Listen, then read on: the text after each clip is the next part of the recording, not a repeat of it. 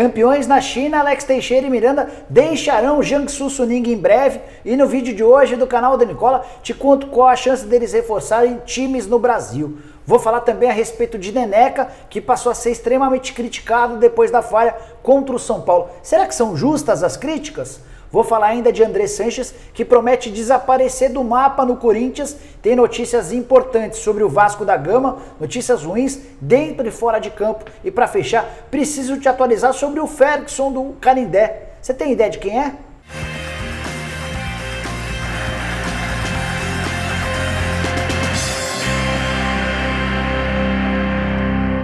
Fala aí pessoal, sou o Jorge Nicola, bem-vindos a mais um vídeo do canal, bem legal ter vocês por aqui. E antes de passar todas as informações que eu prometi agora há pouco, queria pedir para você se inscrever no canal do Nicola, só apertar esse botãozinho vermelho de inscreva-se, aproveita e aperta o sininho para receber notificações. Ah, você também pode virar membro do canal do Nicola e passar a ter uma série de vantagens, como receber informações via WhatsApp em primeira mão, participar de lives exclusivas, tem bolão do Nicola, tem Cartola FC com liga exclusiva, com uma série de prêmios, várias coisas bem legais.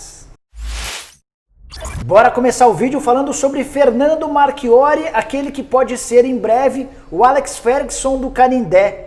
Achou a comparação exagerada, pois saiba que ela partiu do próprio presidente da Portuguesa, o Antônio Carlos Castanheira, que está absolutamente empolgado com o treinador da Lusa, só 41 anos de idade e excelente trabalho à frente do clube. Ele assumiu a Portuguesa na reta final da Série A2, a Lusa mal, ele conseguiu uma sequência de vitórias, levou o time às quartas de final, a Lusa acabou sendo eliminada pelo 15 de Piracicaba, mas com erros de arbitragem profundos no jogo em Piracicaba. Agora, no início da Copa Paulista, vitória por 5-0 contra o Guarani, o time sub-23 do Guarani em Campinas, e 4-0 contra o Nacional no Canindé.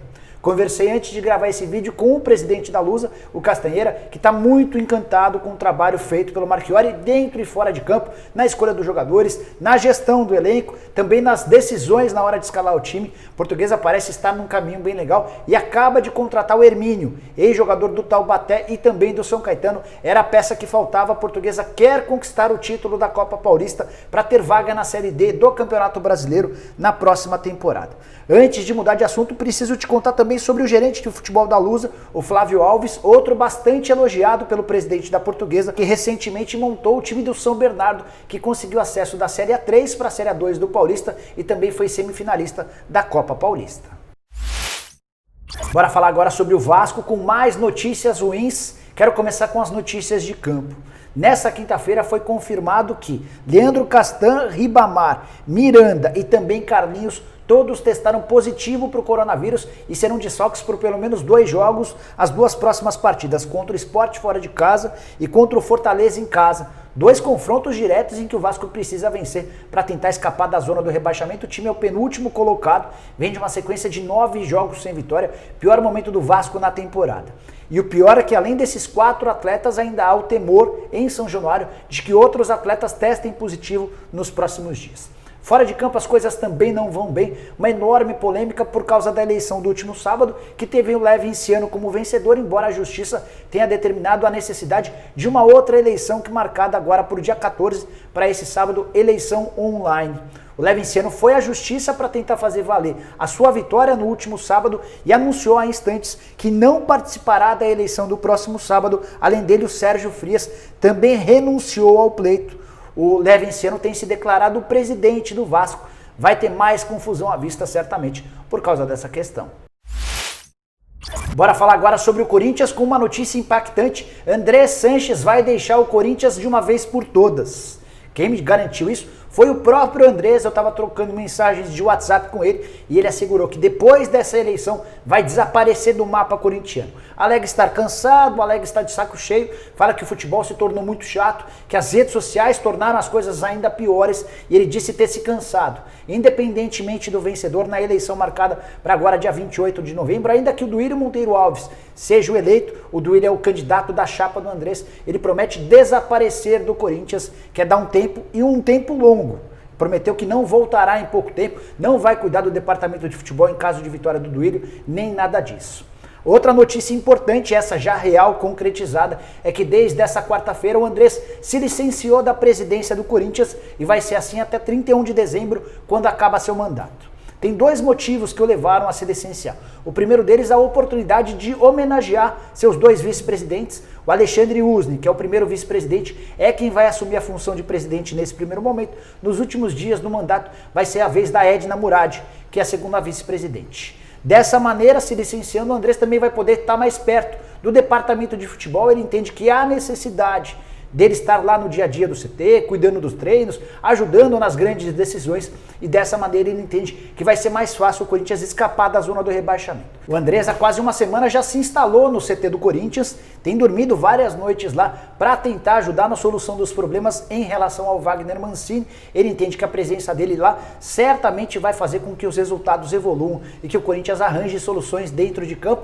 Timão que vive uma sequência meio complicada, acaba de ser eliminado da Copa do Brasil, eliminação pro América, time da segunda divisão, e precisa de resultados se quiser, por exemplo, ter vaga na Libertadores do próximo ano via Campeonato Brasileiro. Bora falar agora sobre o Flamengo, mais especificamente sobre o Hugo Souza, também conhecido como Neneca. Não dá para dizer que há outro esporte tão dinâmico quanto o futebol, mas em algumas vezes a gente exagera. E o caso do Neneca explica isso. Até outro dia ele era tratado ou considerado uma das maiores promessas do gol do Brasil em bastante tempo. Havia até quem defendesse que ele já fosse convocado para a seleção brasileira. Pois foi só falhar contra o São Paulo, ele erra na saída do gol, permitindo que o Brenner fizesse o gol da vitória do São Paulo por 2-1 nessa quarta-feira, que muita gente tem contestado o Neneca, dizendo que ele não é tudo isso, dizendo que ele merece o banco de reservas, dizendo que não pode vestir a camisa do Flamengo.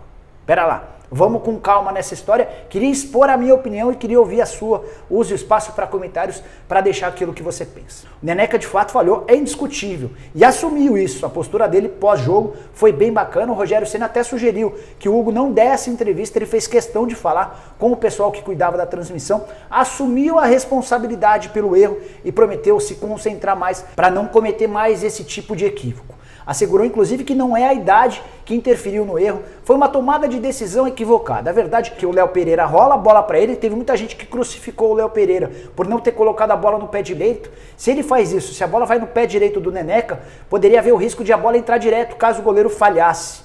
É uma orientação que todos os técnicos dão a seus jogadores, que nunca rolem a bola para o goleiro na direção do gol. Então, o grande culpado nesse lance foi o Neneca, que teve de trazer a bola da perna esquerda para a perna direita, para depois dar um bicão. Ele acabou não dando o chute, o Brenner roubou a bola e marcou o gol da vitória por 2-1. O erro é muito claro, todo mundo reconhece. E aí tem um ponto importante, onde o Neneca precisa evoluir, com a parte da bola nos pés. Ainda mais porque o futebol de hoje exige demais dos goleiros, e o Neneca, mesmo nas boas partidas em que fez com a camisa do Flamengo, já havia demonstrado alguma dificuldade na saída de bola com os pés. Isso é facilmente contornável para alguém que tem 21 anos de idade. Se ele tivesse 30, 35, a gente poderia considerar que seria bem mais complicado. O Neneca tem bastante tempo e toda a estrada do mundo.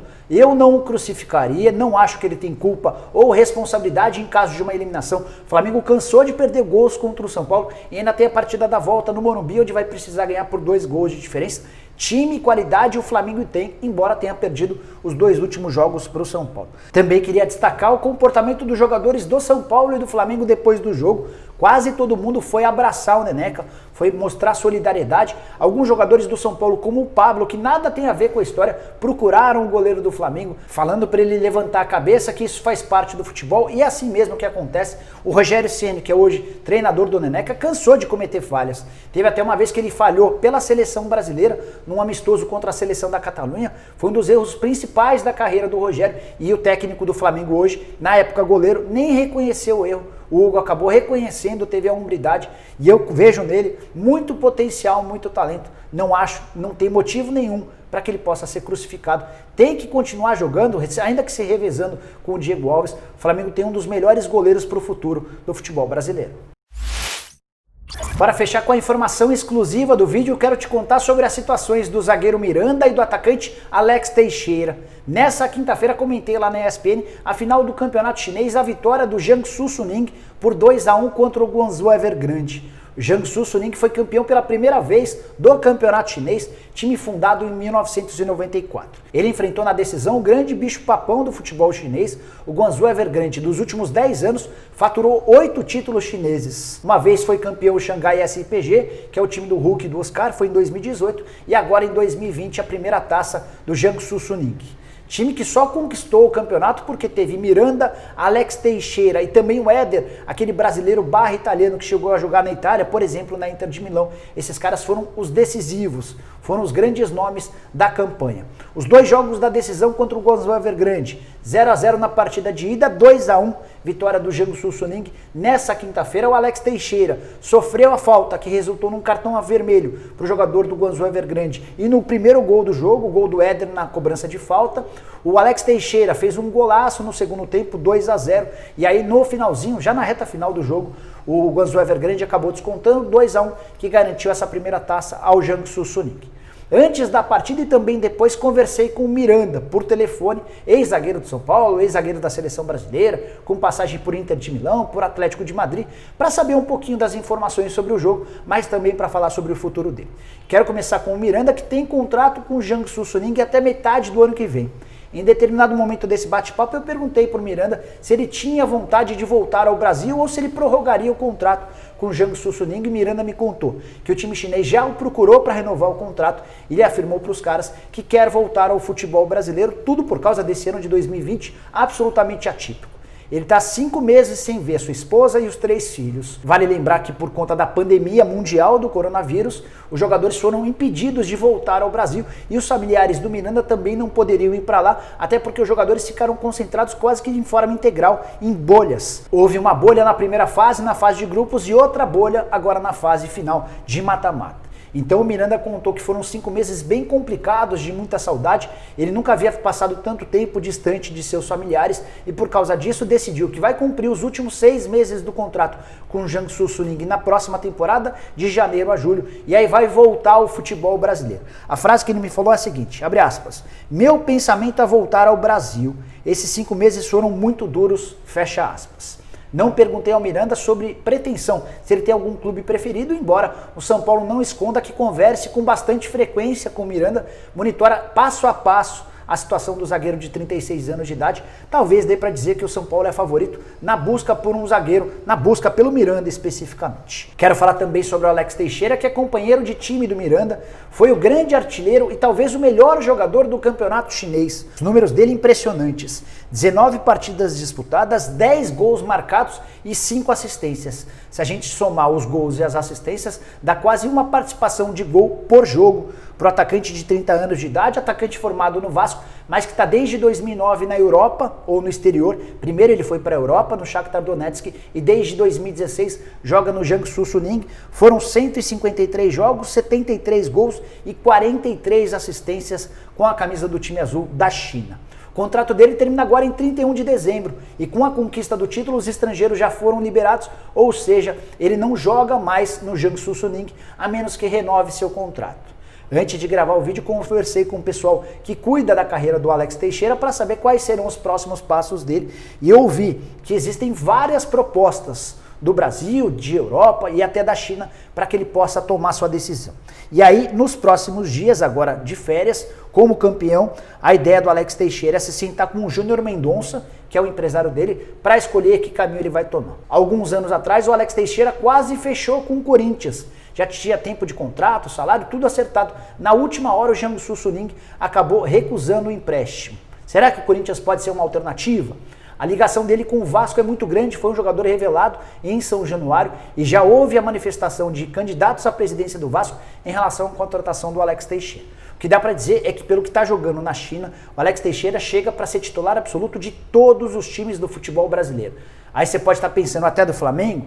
Na minha opinião, sim, é muito bom jogador. Se ele tivesse atuado por times grandes da Europa, certamente teria um baita cartaz. É que ao ir para o Shakhtar Donetsk primeiro e depois para a China, ele acabou se escondendo. Mas é excelente alternativa, já está livre no mercado. Aquele clube que se acertar com ele não vai gastar nada pelos direitos econômicos e já pode contar com o Alex Teixeira a partir de 1º de janeiro, que é quando acaba o atual contrato dele com o futebol chinês, no caso o Jiangsu Suning.